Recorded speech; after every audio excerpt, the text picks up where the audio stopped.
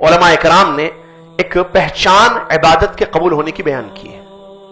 فرمایا علامت قبول الحسنتی الحسنۃ بعدہا. یہ نصوص کو سامنے رکھ کر نکالا گیا ہے مسئلہ. یہ بات بتائی گئی کسی بھی نیکی کے قبول ہونے کی پہچان یہ ہے کہ اس کے بعد بھی انسان نیکی کرنے لگتا ہے, استقامت اس کی زندگی میں آتی ہے. روزے قبول ہوئے یا نہیں ہوئے یہ تو اللہ ہی بہتر جانتا ہے. پہچان ہے کچھ, اس کی علامت ہے, جی ہاں ہے.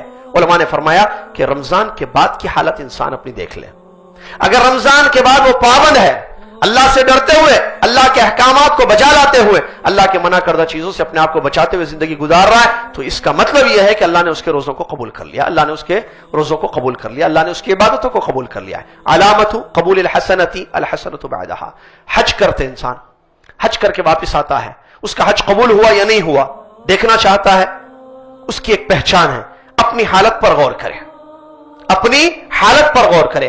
حج کرنے سے پہلے کیسے تھا, حج سے واپسی کے بعد اس کی زندگی کیسے ہے. اگر زندگی تقوی والی ہے, پابند ہے, استقامت ہے, تو انشاءاللہ اس کا حج قبول ہو گیا, حج مبرور بن گیا اس کا حج. یہی حال تھا. نماز پڑھتا انسان, اس کی نماز قبول ہوئی یا نہیں ہوئی, نماز کے بعد جا کر دیکھیں. ان الصلاۃ تنہی عن الفحشاء والمنکر. اگر نماز جو برائیوں کو اور فحش کاموں سے روکتی ہے, اگر نماز کے بعد وہ پابند ہے, تو اس کا مطلب انشاءاللہ اس کی نماز کو اللہ نے قبول کر لیا ہے.